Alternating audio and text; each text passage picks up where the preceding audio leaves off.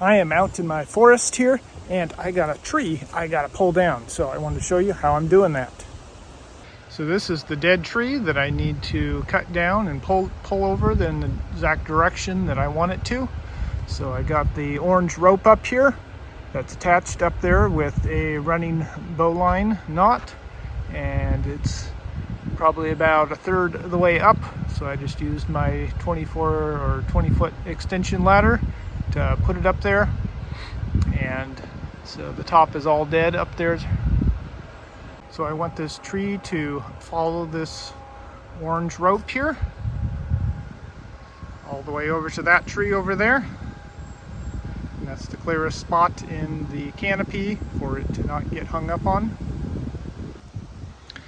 So the rope on the left here is coming from the tree up there. It's tied up there, and it's going through this little pulley here with the carabiner and going into this webbing strap, and that's using a cow hitch to attach it to a small tree. It's using it as an anchor point, and then this rope over here, follow it all the way over here. So right here towards the end of the rope here, I have an alpine knot, so it will come back out again, and it's very secure midline. And I use that to attach to my cable puller. Put the hook in there. Cable goes over here to this other tree. So there's my cable puller, and it is attached to another webbing strap. It's a tow strap, so it's very strong. So that's using another cow hitch around the tree. So very simple to do and very strong and doesn't hurt the tree. So the process here is to put a bunch of tension, maybe a couple 100 pounds or so on the rope. So this rope is rated at about 10,000 pounds of braking pressure, so it's definitely strong enough.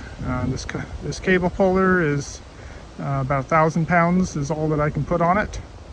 So everything's within spec for not breaking. So everything should be secure and no danger. The carabiner and the pulley over there and all the other strap, all that is much stronger than I will be putting pressure on it. So over there, so now I am completely out of the way. I can put as much pressure and keep pulling that tree over until it comes down, and I'll be safely out of the way. Now it's time to do some cutting on it here. So I'll make my face cut and then a back cut in the direction that I want it to fall, and then I'll run over there and put some more pressure on it. Shouldn't have any pinching issues because it's already got tension on it, and we'll see if we can get it pulled over in the right direction. As you can see here, this is, I believe, a grand or white fir, and it's been dead for a couple years and starting to decay, so I got to be real careful as I cut it so it doesn't split apart. There I have my face cut done, so ready to do the back cut on the back, which will be about 2 or 3 inches above the base here.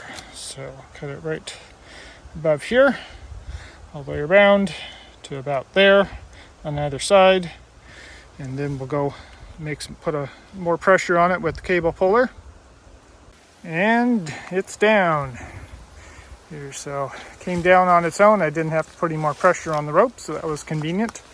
Started to crack as I was making my cut here, so I was able to get it to come down. It didn't go exactly where I wanted to, and that was mainly because of my angle here. So you can see if I line it up here, it went right down where I told it to do based off the cut here, but I really wanted it to be over that way where the rope was pulling a little bit more. So that's just going to take more practice of making sure I aim right.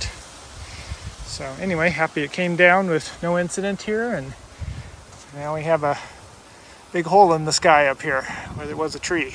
So now I just got to get over there, get the rope off, and limb it up and cut it up for firewood. All right, well, I hope you found that interesting. Catch you guys on the next video. Bye-bye.